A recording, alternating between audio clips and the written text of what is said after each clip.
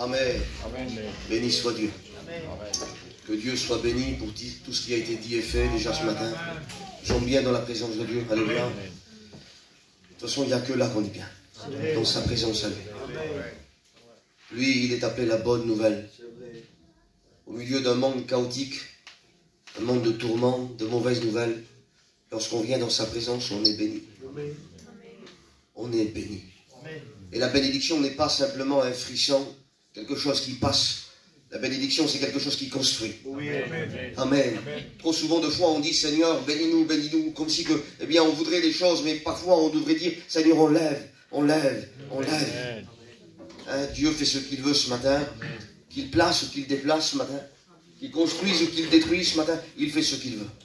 Amen. Hein, je ne prétends pas ce matin vous apporter quelque chose de plus que les frères. On est à la même enseigne, on a le même esprit, on a la même parole. Amen. Je ne vais pas vous étonner dans le message ce matin. J'aurais également été assis, je m'aurais régalé à écouter mes frères. Béni soit Dieu. Et ce matin, Dieu m'a choisi pour annoncer le message de Dieu. Et je veux bien mettre tout mon cœur ce matin dans le message de Dieu. Bien que la parole se suffit à elle-même, nous avons besoin, alléluia, de notre esprit, de notre cœur pour comprendre la parole. Surtout de son esprit à lui qui éclaire notre vie, qui éclaire notre conscience, pour non simplement que ce soit qu'un message qui passe, mais véritablement qu'on puisse le garder, alléluia, et bâtir notre vie à partir d'un message. La Bible. Amen. Baptisons notre vie sur la Bible. Tout ce qui est en dehors de la Bible ne vaut rien, ça s'écroule. C'est du sable, mais la Bible c'est quelque chose de solide. Amen. Amen. Béni soit Dieu. Je voudrais rentrer dans le message tout de suite. Je ne sais pas si on aura le temps de tout dire, mais on verra bien, on se laisse conduire par Dieu, on va se laisser diriger. J'aimerais vous parler de la gloire de l'Éternel ce matin. Amen. De la gloire de l'Éternel.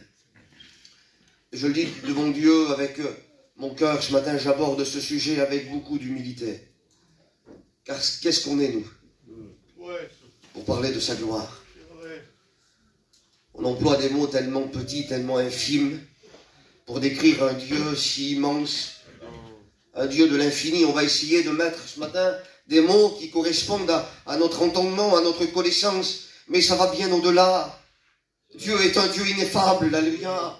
On ne peut pas prononcer même le nom de Dieu. Écoutez, même quand il a dit « Je suis celui qui est », les Juifs de l'époque ont fait exprès même de faire une forte d'orthographe pour ne pas prononcer le mot de Dieu, parce que le mot de Dieu est imprononçable. Imprononçable. Vous savez, on dit parfois ça. Dieu est tellement grand. Et j'aimerais dire ce matin, c'est tellement petit. Dire de Dieu qu'il est grand, c'est déjà trop petit. Parce que la grandeur pour nous a une mesure. Et en comparaison, on dit, Seigneur, à côté de toi, je suis tellement petit. J'aimerais vous dire que c'est déjà trop grand. On est infime devant sa face. Je parle pour moi, je suis rien. Je suis qu'une poussière devant lui. Et Dieu me demande de parler de lui, c'est une grâce. Je veux considérer ce matin la grâce que j'ai de parler de lui. Amen. Mais je veux aussi considérer la grâce de Dieu. Quand Dieu me parle, alléluia, Dieu va te parler ce matin. Considère la grâce que tu as. Amen. La valeur que tu as aux yeux de Dieu. Amen. Dieu te considère. Amen. Amen. Béni soit Dieu. J'aimerais lire un verset avec vous dans la parole de Dieu qui va nous lancer dans la pensée de Dieu. Psaume 19 et verset 2. Écoutez, un verset extraordinaire. Il dit ça. Les cieux des cieux racontent la gloire de Dieu, et l'étendue manifeste l'œuvre de ses mains. Le jour on instruit un autre jour, et la nuit donne connaissance à une autre nuit. Ce ne sont pas des langages, ce ne sont pas des paroles qui sont entendues. Cependant, leur retentissement parcourt toute la terre. Amen. Amen. La Bible déclare ça, et je voudrais motiver ce matin peut-être quelqu'un qui est faible dans la foi et qui ne voit pas agir le Seigneur. Ça arrive parfois de ne pas voir la puissance de Dieu dans nos foyers, de ne pas voir l'aboutissement de nos prières et être faible dans la foi. Dire Seigneur, alors, est-ce que tu existes, est-ce que tu n'existes pas? Là, la Bible déclare que l'entourage, ce qu'on voit, l'œuvre de ses mains, raconte la splendeur de ses merveilles. Quand je regarde les montagnes, quand je regarde le ciel, quand je regarde le soleil, je comprends qu'il y a au-dessus de moi quelqu'un de plus grand, quelqu'un de plus puissant. Ah, je voudrais que ta foi grandisse. Alléluia. Que ta foi soit motivée par la parole de Dieu. Amen. Il dit, ce ne sont pas des paroles dont le son est entendu. Cependant, leur retentissement parcourt toute la terre. Et bien sûr, quand on peut être à l'endroit où on veut, quand on lève les yeux au ciel, quand on regarde à droite, à gauche, tout est création de Dieu. Et nous devons le considérer. Nous devons le considérer à sa juste valeur. Il a tout créé. Amen. Amen. Il t'a créé aussi à toi. Tout ce que tu es, il l'a créé. Amen. Que Dieu soit glorifié. On va lire un verset ensemble qui sera ce matin le verset central du message. Amen. 1 Roi chapitre 8 et au verset 10. Je fais la lecture pour vous. Au moment où les sacrificateurs sortis du lieu saint, la nuée remplissait la maison de l'Éternel, et les sacrificateurs ne purent pas y rester pour faire le service à cause de la nuée, car la gloire de l'Éternel remplissait la maison de l'Éternel. Amen. Amen. Car la gloire de l'Éternel remplissait la maison de l'Éternel. Amen. Avant de vous parler de la gloire de Dieu en nous, j'aimerais vous parler de la gloire elle-même. Amen. Amen. J'aimerais vous parler de la gloire de Dieu ce matin. Avec nos mots, avec notre compréhension, mais nous allons parler de sa gloire. Une gloire qui nous dépasse. Une gloire qu'on connaît en partialité. Une gloire qu'on connaît dans son infinité. Oh, si la gloire de Dieu descendrait là, il y aurait aucun qui ne pourrait parler, aucun qui ne pourrait ouvrir les yeux. La Bible déclare que personne ne peut voir Dieu et vivre. Un Dieu extraordinaire. Un Dieu au-dessus de tout autre Dieu. Un Dieu qui dépasse l'entendement humain, la conception humaine. D'ailleurs, Paul, quand il fut ravi, même Jean, quand il fut ravi, il dit ça, j'ai vu des choses ineffables. Ça veut dire des choses qu'on ne peut pas dire, on ne peut pas mettre des mots sur la création de Dieu. Alors imaginez-vous sur Dieu lui-même. Oh, il est tellement immense. Écoutez, si Dieu parlerait dans son langage à lui, aucun ne comprendrait ce matin. Amen. Dieu, écoutez, dans son amour et dans sa grâce, est obligé de s'adapter et de se rabaisser à notre langage pour que l'homme comprenne qu'est-ce que Dieu veut. Écoutez, je voudrais être simple ce matin pour qu'on comprenne. Mais si Dieu nous parlerait de l'infini au-delà, il y aurait des choses qu'on ne comprendrait pas. Mais pour nous faire comprendre, il dit à bras étendus, parce que le bras, ça nous parle. Il parle avec des choses qu'on voit, avec des choses qu'on sait. La Bible déclare, écoutez, à bras étendus. On comprend bien que Dieu n'a pas de bras. Parce que mon bras commence à mon épaule, moi. Et il termine à ma main. Ça veut dire que j'ai un commencement et une fin. La Bible déclare que lui, il n'a ni commencement, ni fin. Amen. Amen. Il est l'alpha et l'oméga. Il est le premier et le dernier. Avant lui, il n'y avait rien. Après lui, il n'y aura rien. Il est Dieu de toute éternité. Amen. Il est le Dieu tout-puissant. Il est l'alpha et l'oméga. Il est le Dieu d'éternité. Il est le Dieu qui se plie à créer des choses qui lui plaisent. Un jour, un jeune garçon m'a dit ça. Il m'a dit, Richie, comment tu verrais Dieu? Quel nom lui attribuerais-tu? Quel nom dirais-tu pour désigner le meilleur de Dieu? Et j'ai réfléchi dans mon cœur. Et je dis, Marvin, je vois que Dieu. Parce que quand on comprend que tu es Dieu, tout change. On ne peut pas mettre de mots sur Dieu. Dieu est Dieu. Amen. Dieu est Dieu. Amen. Et si tu le vois en tant que Dieu dans ton problème, il agira en tant que Dieu. Si tu le vois en tant que Dieu dans ta bête, dans ton problème, dans ta difficulté, il agira en tant que tel. Mais si tu le rabaisses à ton niveau, eh bien Dieu ne pourra pas s'élever dans ton problème. Laisse-le s'élever en tant que Dieu. Amen. Laisse-le, proclame-le ce matin. Seigneur, tu es Dieu. Oh, bien trop souvent de fois on dit, Seigneur, tu connais mes problèmes, tu connais mes difficultés. Il les connaît. On devrait se tourner vers nos problèmes et dire, ce matin, tu vas connaître Dieu. Ce matin, problème, tu vas connaître mon Dieu. Maladie, ce matin, tu vas connaître mon Dieu. Parce que Dieu est au-dessus de tout. Amen. Amen. La Bible déclare que il mesure, écoutez, il mesure l'univers à la paume de ses mains. Il pèse les montagnes au crochet.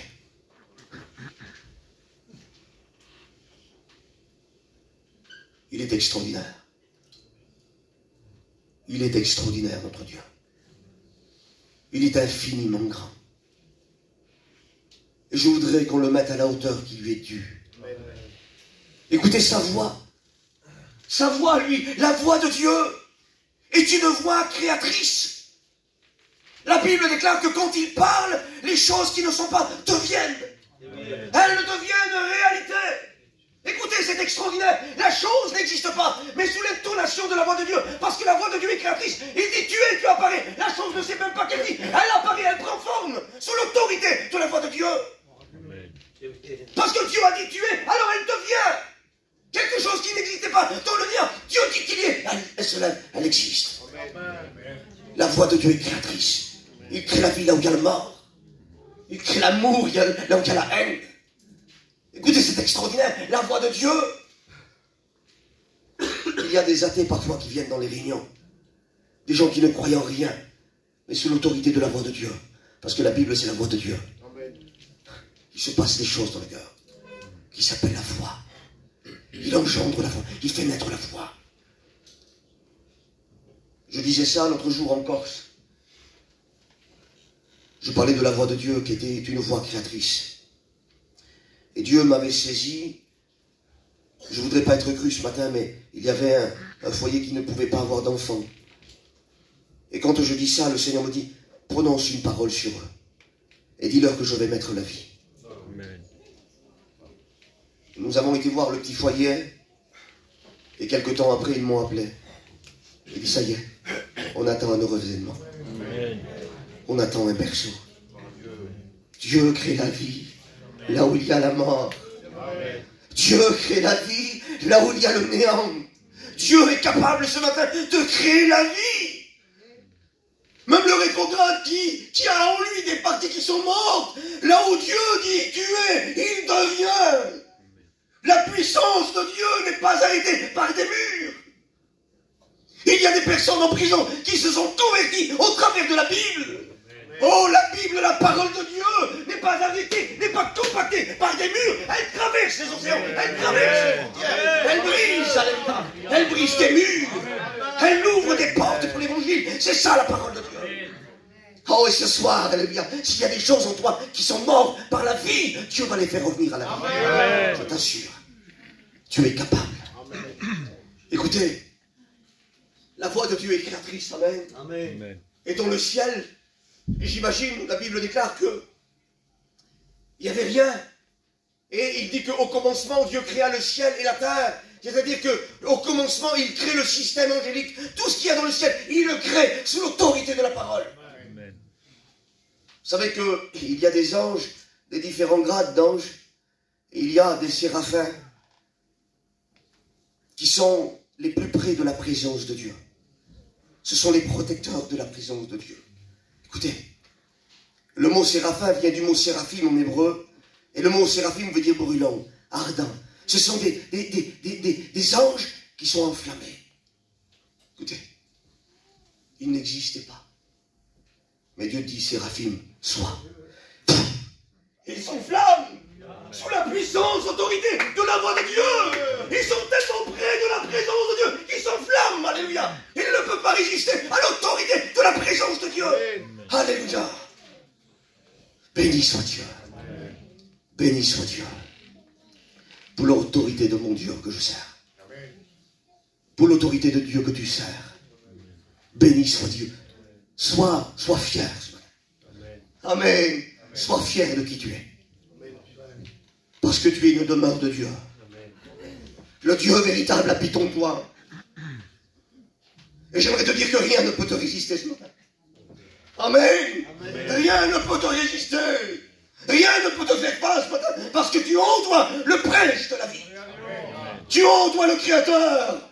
Oh, peut-être la vie t'a troublé ces jours-ci. Peut-être la vie t'a fait du mal, t'a affaibli. Relève-toi ce matin. Dis, je sers un grand Dieu. Je sers le Dieu Tout-Puissant. Amen. Que la gloire du Seigneur soit bénie. Et je comprends bien, écoutez bien.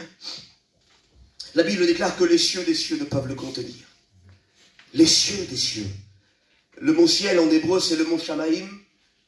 Shamaïm, parce que le mot im, si vous préférez, c'est au pluriel. Le mot Shamaïm, ça veut dire les trois ciels. Je vous apprends rien, ce matin, on connaît le ciel des oiseaux, celui qu'on voit.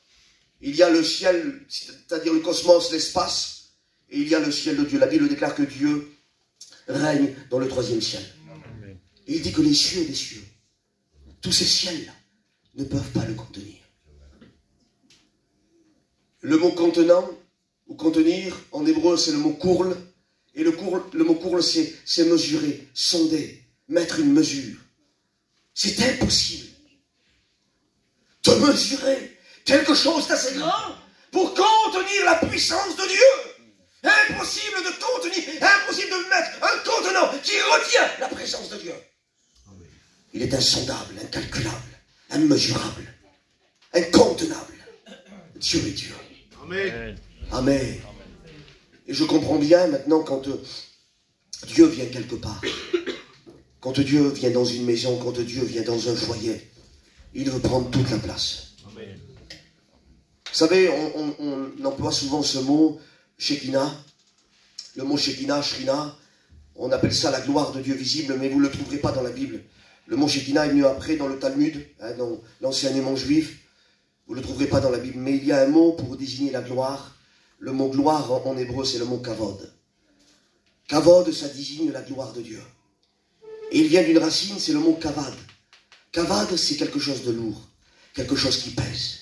C'est le poids de Dieu. Je ne sais pas si vous avez déjà fait l'expérience, quelqu'un qui, on va dire comme ça, qui n'est pas crédible dans sa vie, qui n'est pas crédible, qui vit une vie légère, ce qu'il va dire est léger. Ce qu'il va dire n'a pas de poids. Il va te dire, fais attention à ça, il fait pareil, lui. Donc tu ne vas pas le prendre. C'est impossible parce que sa vie ne correspond pas à ce qu'il dit. Mais une personne sérieuse, une personne qui vit la vie de Dieu, une personne qui est sérieuse, qui ne ment pas, qui est dans la voie de Dieu, quand il te dit quelque chose, tu le prends parce que ça a du poids. Quand Dieu parle, ça a du poids. Quand Dieu parle, ça a du poids.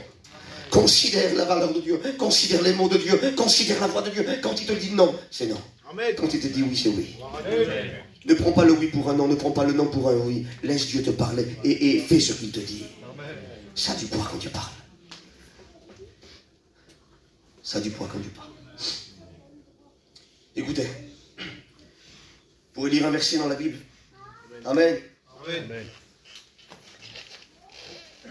On va lire Ésaïe 6.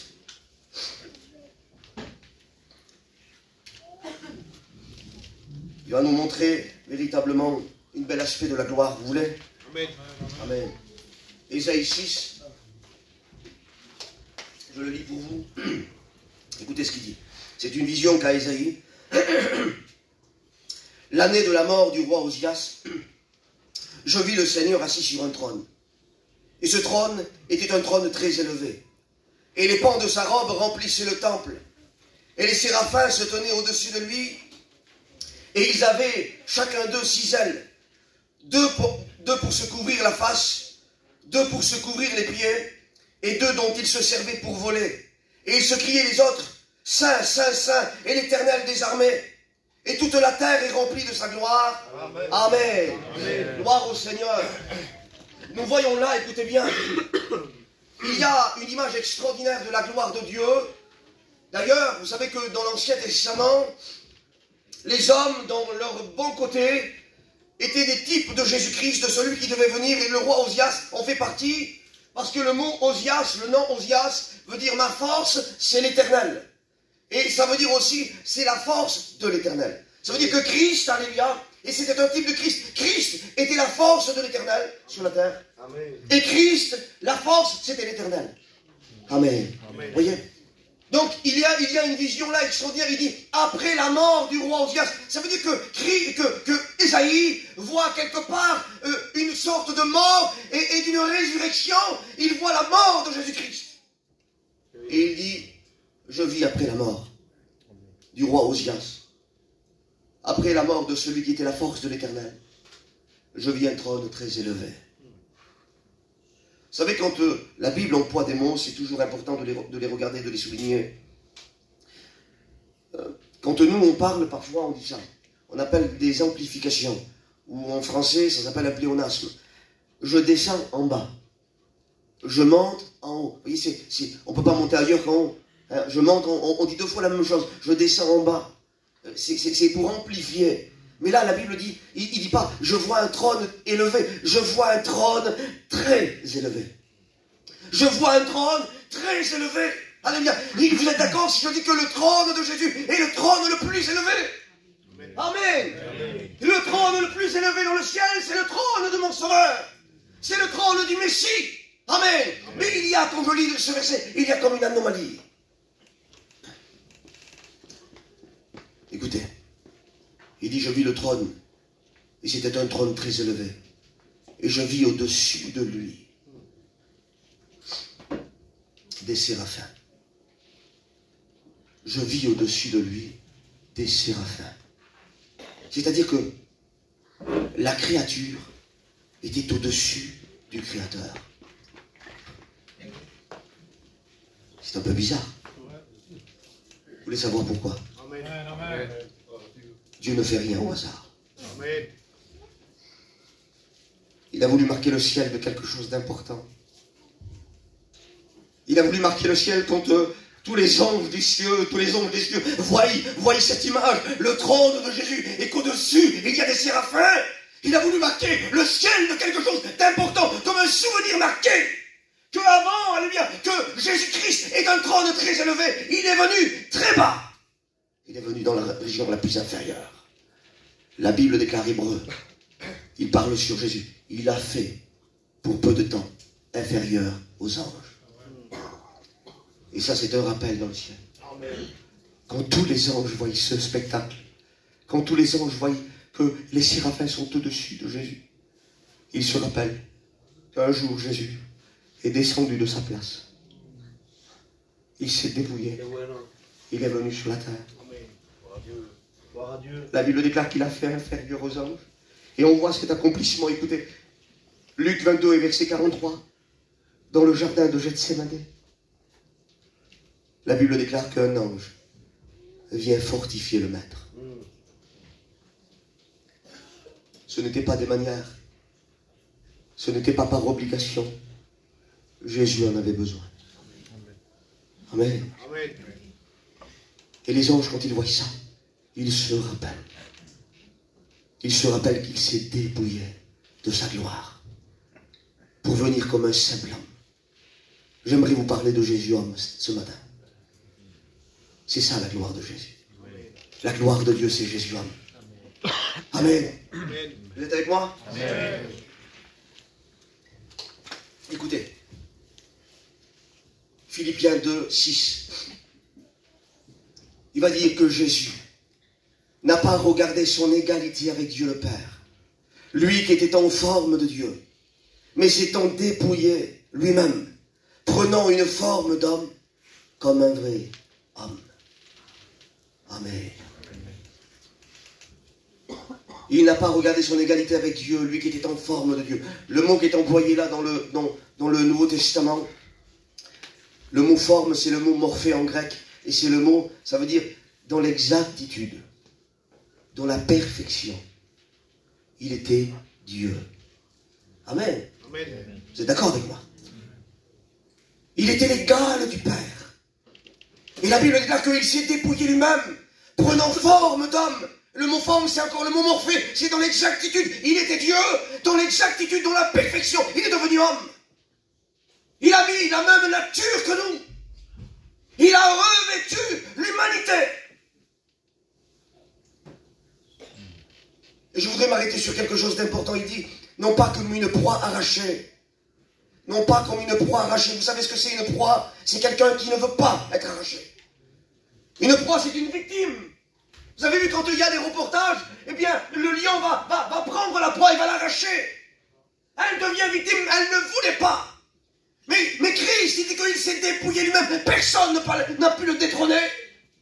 Oh, même si le diable et tous les démons auraient lui détrôner le maître. Il n'aurait pas pu.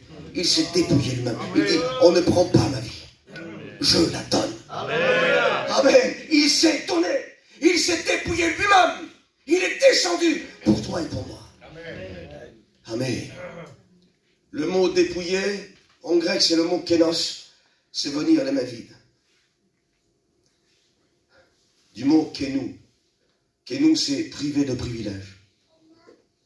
Il n'a pas voulu être le privilégié. Il a été comme toi et comme moi. À la même hauteur. La Bible dit sur le maître, écoute bien ça, qu'il a été tenté en tout point, mais n'ayant point péché. Amen. Amen. Il faut éclaircir ça, ce point, c'est important. Vous savez, nous, les tentations qu'on a, bien sûr que c'est les tentations extérieures, mais c'est aussi souvent les tentations du cœur, les tentations de l'esprit. Mais toutes les tentations que le Christ a eues, que Jésus a eues, sont venues de l'extérieur. Et ils n'ont pas pénétré son esprit. Amen. Ils n'ont pas pénétré son cœur. Ils n'ont pas pénétré sa peau, sa chair.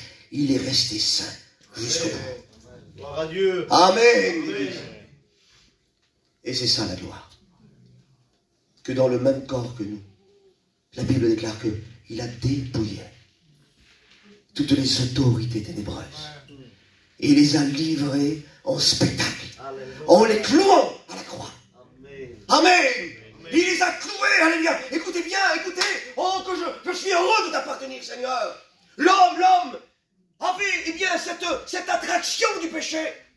Même que le péché, même qu'on ne veut pas pécher, cette attraction est trop forte pour nous. Je pourrais être sur une île déserte. Je serais quand même un pécheur. L'attraction du péché est en moi. Elle m'attire. Elle me contrôle. Mais Jésus, face au péché, écoute bien, il a résisté jusqu'au bout. Et il a pris le péché comme un chien en laisse. Et il a dit, t'as traîné l'humanité là où elle n'a pas voulu aller. Moi, je vais te traîner là où tu ne veux pas. Je vais t'amener à la croix. Amen. Il a traîné comme un chien le péché. Et il a cloué la croix. Amen. Amen. Il n'a pas subi l'attraction du péché. Que Dieu en soit glorifié. Pour le triomphe de la croix. Amen. Gloire à Dieu. Écoutez, Jésus est sur la croix et il va mourir. Alléluia. Ça, c'est pas un conte de fées. C'est pas une histoire. Notre Dieu, le Fils de Dieu, le Messie, est véritablement mort à la croix. Je voudrais qu'on le comprenne ça ce matin. Je sais qu'on le sait. Mais qu'il est bon de le réaliser. Le Maître est mort pour moi. Le Maître est mort pour toi. On lui a percé ses mains. On lui a percé ses pieds. J'aimerais te dire que Jésus n'a jamais triché. Jésus n'a jamais triché. Écoute bien, on ne le dit pas assez souvent ça. Mais je voudrais le dire ce matin pour élever le sacrifice de mon Sauveur. Amen. En tant que Dieu, la Bible déclare que le ciel est son trône. La terre, c'est son marchepied. C'est-à-dire que si Dieu aurait un pied, il le mettrait sur la terre. Il remplirait toute la terre. La terre est son marchepied. Et en tant que Jésus enfant, écoute bien. Il est obligé d'apprendre à marcher.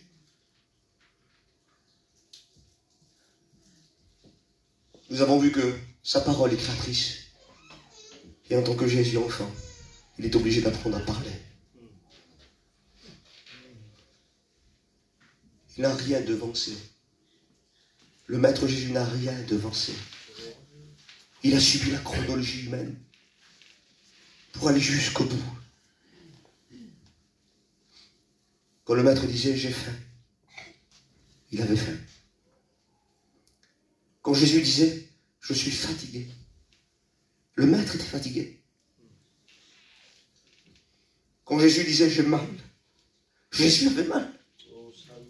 Il a ressenti la douleur. Il a ressenti la peine.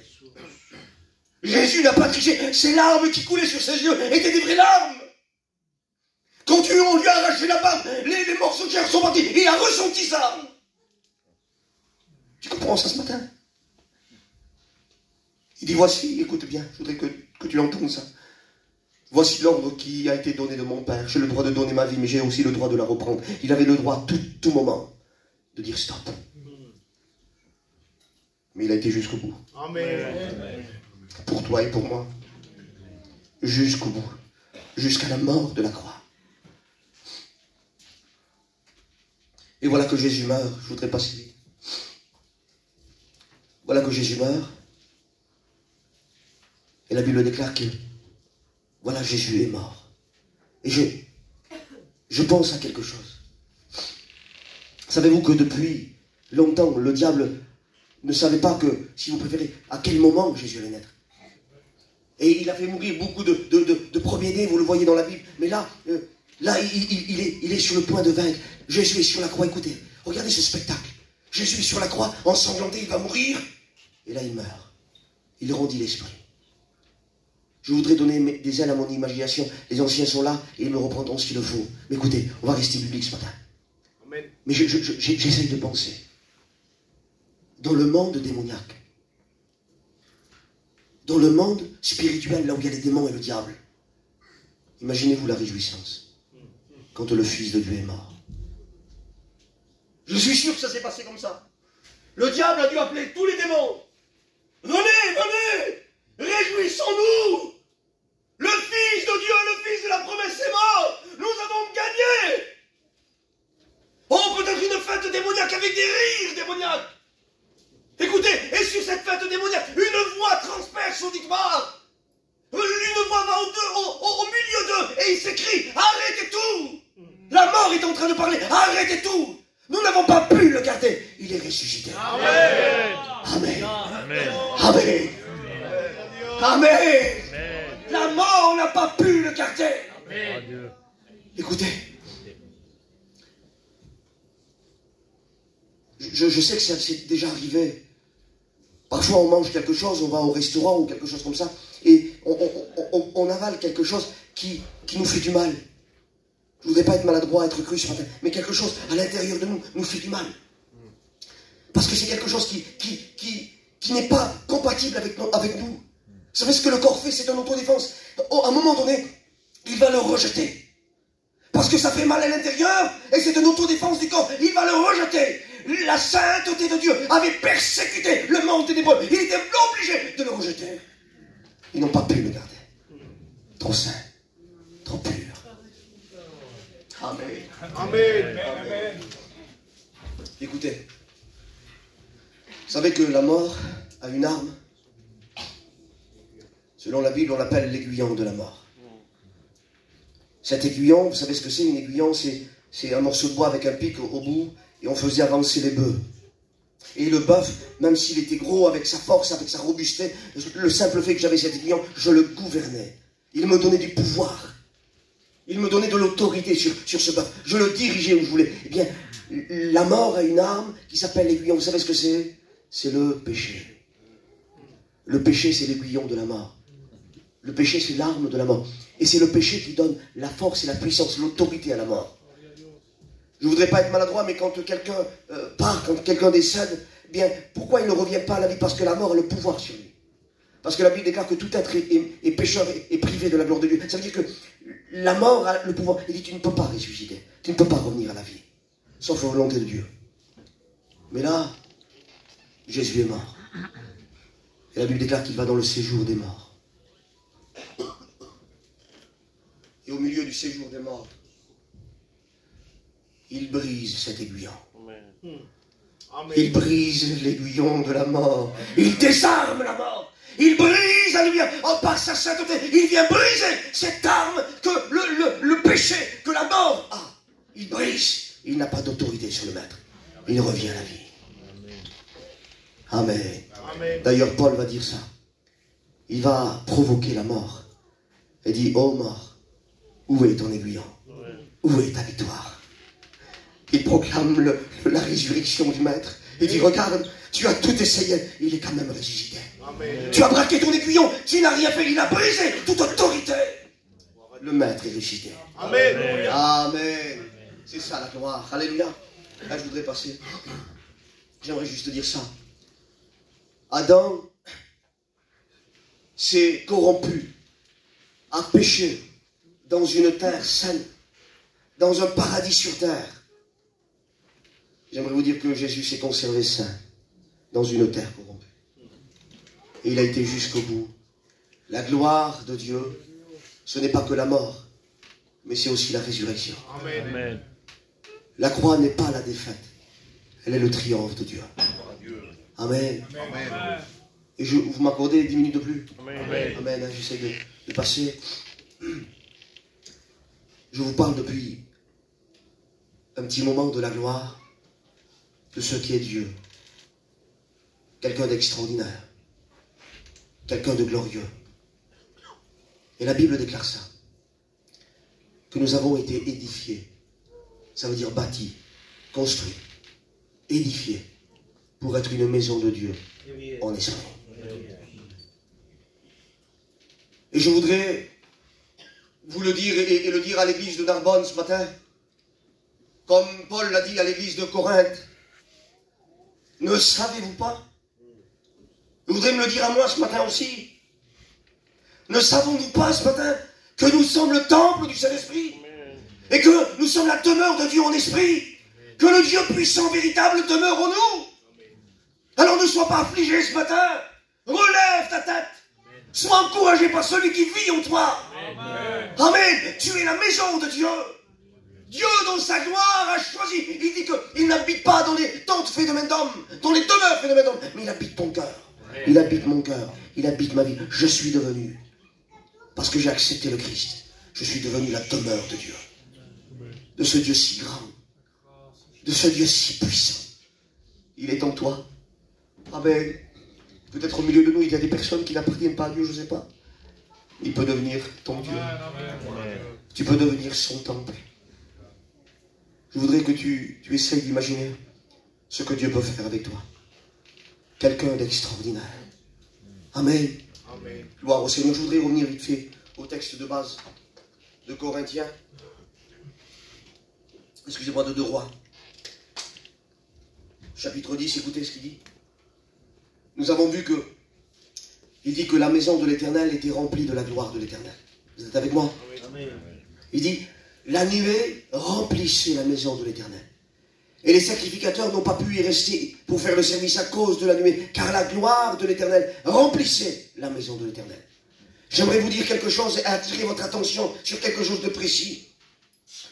Ce n'est pas que les sacrificateurs n'ont pas voulu y rester. Ils n'ont pas pu, à cause de la nuée. La nuée a tellement rempli la maison que les sacrificateurs ont sorti. Je paraphrase ce soir, ce matin. Je vais parler à la place de la nuée. Sortez. Vous êtes trop présents. Sortez de ma maison. Vous êtes trop présents. Je crois que parfois, nous sommes trop présents dans la maison de Dieu. Il y a trop de nous en nous. C'est vrai. Amen.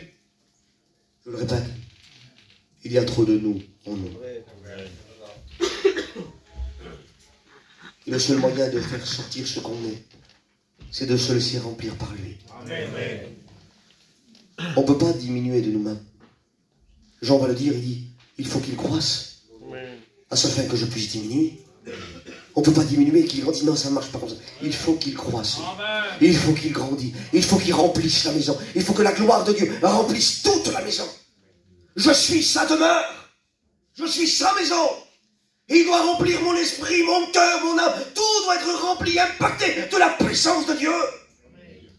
Oh, je ne dois pas laisser pour et bien, parce que j'ai été élevé de telle ou telle manière, mon caractère. Non, mais le dehors. On est trop présent parfois. Allez, je le dis. Trop présent dans les prédications. Trop présent dans le chant. T'as vu comment je chante? T'as vu, pasteur, comment je jeûne? Seigneur te dit, sors. Sors. Sors. Je vous explique une expérience que j'ai faite. Il y a à peu près 2 ans de ça. Je suis un pasteur et je m'applique, hein, mon étudiant me connaît, je m'applique à servir Dieu de tout mon cœur. J'ai ma vie avec Dieu. Et voilà qu'il y avait à peu près 2-3 mois, j'étais en train de passer une épreuve, mais alors diabolique, d'une force. Je vous épargne les détails. Mais ça avait tout touché dans ma maison, tout touché dans mes finances, tout était touché par l'impact de Satan. Tout. Et je voyais tout se détruire, tout. Et à un moment donné, c'est venu dans mon foyer, ça a touché mes enfants. Et là, j'ai manqué de faillir. J'ouvre mon cœur ce matin, écoutez. Parce qu'on n'est pas des super-héros, il n'y a pas de super-héros. On est tous à la même enseigne. Et devant cette force, je dis, Seigneur, j'arriverai pas. Et j'ai failli, je vous promets, j'ai failli faillir. J'avais mis des pensées dans mon cœur, dans mon esprit. Je vais essayer, c'est fini. Et à un moment donné, face à ça, ma femme s'est mise, non, et on n'a pas le droit. Mes enfants, non. Alors on a commencé à prier le Seigneur. Et j'ai compris, écoutez. Je me suis blotti dans les mains de Dieu. J'ai demandé pardon à Dieu. Et le lendemain, avec ma femme, j'étais au volant. Et je lui ai dit, Seigneur, parce que toute la nuit, j'ai rêvé du diable qui m'étranglait. Le Seigneur me faisait comprendre que c'était un démon qui était envoyé. Écoutez, et je lui ai dit, Seigneur, alors je comprends que c'est une attaque démoniaque. Mais pourquoi tu l'as laissé faire? Pourquoi tu l'as laissé faire? Le Seigneur m'a parlé comme jamais il m'a parlé. Il m'a dit parce qu'il y avait des endroits en toi que je n'avais pas encore brisés. Mais parce que tu as lâché prise, j'ai pu les briser. Amen. Le Seigneur continuait, il disait, je vais effacer ton nom partout où tu es. Et je vais mettre le mien partout où tu es. Le Seigneur était en train de gommer mon nom sur la prédication. Il était en train de gommer mon nom sur le ministère. Il était en train de gommer mon nom dans le pasteur. Il était en train de gommer mon nom en tant que mari. Il voulait tout marquer de sa présence à lui. Et parce que j'ai lâché prise et que je l'ai laissé briser ma vie, j'ai été reconstruit par lui. Amen. Je vous promets que je suis plus le même. Dieu m'a mis dehors. Vous savez pourquoi je veille aujourd'hui, mes frères? Pour plus que je rentre. Amen. Dieu m'a mis dehors, je ne veux plus rentrer. Et ce matin, Seigneur, tu sors. Tu es trop présente, ma petite soeur. Tu es trop présent, mon frère. Ton caractère est trop présent. Oui, mais tu as vu, j'ai été aimé comme ça. On s'en fout de ça. Tu es une chrétienne, tu es un chrétien. Mets dehors ton caractère. Mets dehors ta façon de faire. Mets dehors tes préjugés. Mets dehors ton habitude. Mets dehors que la gloire de l'Éternel remplisse ton cœur et qu'il mette dehors ce que tu es. Tes principes. Ta façon d'être élevé, béni soit Dieu. Garde le bon, chasse le mauvais. S'il y a des choses qui encombrent dans le ministère, sors-le. Sors-le maintenant. Sortons notre nous de nous. Et laissons-le remplir de lui. Amen. Alléluia. Gloire au Seigneur. Écoutez, un jour j'étais chez moi. J'avais un petit appartement à Revel. Et j'avais un petit oiseau en cage comme ça. Et tous les jours je passais devant. Il fallait, pour celui qui connaît, il fallait nettoyer le petit récipient parce que lorsqu'il mangeait, les petits récipients, les petites miettes tombaient dans le récipient. Alors c'était pas grand chose, il fallait ouvrir, tenir bien l'oiseau, rincer le petit vase, mettre de l'eau et le remettre dedans. Écoutez.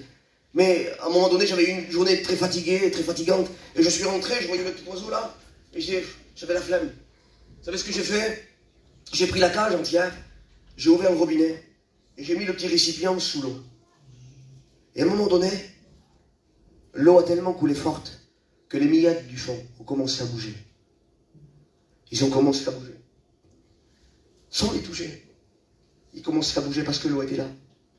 Et à un moment donné, ils ont remonté à la surface. Et ils ont sorti. Ils ont sorti. Ils ont sorti.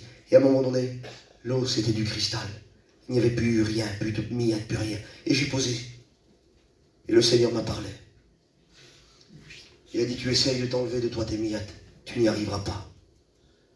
Laisse-moi te remplir comme tu as rempli ce vase. Laisse-moi te remplir comme tu as rempli ce vase. Et les miettes vont sortir. Des fois, on essaye de s'améliorer. Je vous promets qu'on n'y arrivera pas. Il faut venir sur ce torrent.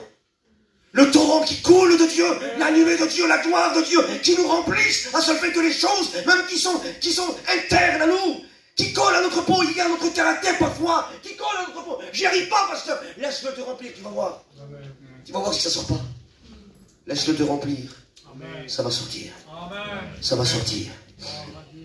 La Bible déclare, écoutez, je finis. C'est dur de s'arrêter. Je termine, écoutez. Un jour, à un moment donné, il y a ce lépreux qui va venir devant Jésus. Et ce lépreux va dire ça. Seigneur, si tu le veux, tu vas me rendre pur. La Bible déclare que Jésus va faire quelque chose que personne ne faisait. Il va le toucher et la lèpre le quitta. Amen. Amen. Il va le toucher et la lèpre le quitta. Jamais personne ne touchait à lépreux. Parce que même si on n'était pas contaminé, le fait qu'on l'avait touché nous rendait impurs. Vous savez pourquoi? Parce que l'impureté l'emportait sur la pureté de l'homme. Mais là, devant ce lépreux, alléluia, il n'y a pas n'importe qui, il y a le pur des purs, le saint des saints, et il le touche, et la lèpre le quitte. Le mot quitter dans ce verset-là, c'est un mot en grec qui se dit appel komei. Et le mot appel komei, c'est pas simplement quitter, c'est divorcer. Rompre le contrat. Ah mais, on aurait pu dire à ce lépreux, quitte ta lèpre, divorce avec elle. Il aurait pu dire, mais pasteur, je te promets qu'elle me fait mal. Si tu savais comment elle me fait mal, elle me ronge. Mais j'arrive pas à les coller à moi. Elle est collée à moi. Elle me ronge. Elle me fait mal. Et parfois, il y a des caractères, des vies comme ça, où on voudrait s'en sortir. On n'y arrive pas. C'est toujours pareil. Toujours la même chose. Et on bute à chaque fois à cause de ça. On tombe à chaque fois à cause de ça. On est là, collé à notre peau. Et Jésus le touche. Et la lèpre divorce. Parce que la lèpre ne peut pas rester là où il y a la sainteté. Il y a peut-être des endroits en nous qui doivent être encore touchés par la sainteté de Dieu pour que les choses divorcent avec nous. Amen. Rompre le contrat, ça veut dire qu'il ne reviendra plus jamais. Amen. Amen. Amen. Amen. Allez. Je passe et je saute des étapes. Un jour, Moïse est sur le mont Sinaï pour la deuxième fois. Promis, je termine. Hein. Il est sur le mont Sinaï et il va faire une prière. Il va dire, Seigneur, montre-moi ta gloire. Seigneur, montre-moi ta gloire. Si j'aurais pu parler à Moïse, j'aurais dit, Moïse, quand même, quelle audace. Moïse, tu as vu la mer s'ouvrir. Moïse, tu as vu les cailles tomber. Moïse, tu as vu les 10 plaies d'Égypte tomber sur les Égyptiens. Tu as délivré le... Moïse, mais qu'est-ce que tu dis? Fais-moi voir ta gloire. Tu as vu toute la gloire de Dieu. Il m'aurait dit, Richie, tu te trompes. Ce que j'ai vu, c'est le bénéfice de sa gloire. Sa gloire, c'est sa présence. Et sa présence me manque. Richie, sa présence me manque. Je viens au buisson et je demande sa gloire. Bien-aimé de Dieu, sa gloire, c'est sa présence. Alléluia. Sa gloire, c'est sa présence. Ce que tu peux voir autour, c'est le bénéfice de sa gloire, mais sa gloire, c'est sa présence. Tu as sa présence en toi. Tu as la gloire de Dieu en toi. Réjouis-toi ce matin. Même que tu passes dans des moments difficiles, réjouis-toi, car le Dieu victorieux est en toi. Amen. Alléluia, il dit ça, et Dieu va lui répondre. Amen. Et je voudrais que ça soit, et qu'on termine avec ça. Il dit, tu veux voir ma gloire, Moïse? Oui, Seigneur, je veux voir ta gloire. Alors cache-toi. Cache-toi dans le rocher. Il serait bon ce matin de se cacher. Que les gens ne nous voient pas, nous, mais qu'ils voient le rocher. La Bible déclare que le rocher, c'est Christ. Il faut que partout, il le voie à lui. Partout, il le voie à lui. Pas nous, pas notre nom, lui. Tu veux voir la gloire dans ton foyer? Que ton mari ne te voie plus. Et qu'il voie le Christ. Tu veux que tes enfants se convertissent? Qu'ils ne te voient plus. Qu'ils voient le rocher. Qu'ils voient Christ. Amen. Et quand ils vont voir Christ, ils vont se convertir. Ils vont toucher le rocher et se briser contre eux. Cache-toi ce matin. Cache-toi en lui. Et lui, il va l'agir. On va prier le Seigneur. Ferme-nous.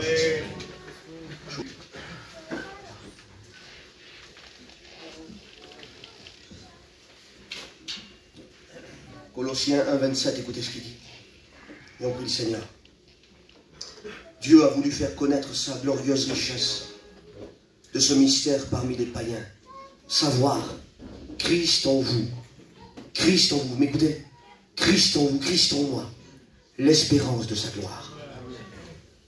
Il a voulu cacher. C'est un mystère. Mais Christ en nous, c'est l'espérance de sa gloire. Ça veut dire qu'on est en ce moment en train de bénéficier d'une infime partie de sa gloire. Mais bientôt, nous allons le voir dans toute sa gloire, dans toute sa splendeur. Nous verrons ses mains percées, son côté transpercé, ses pieds percés, et ils diront, c'est pour toi, c'est pour toi. Nous le verrons tel qu'il est. Alors on va prier le Seigneur.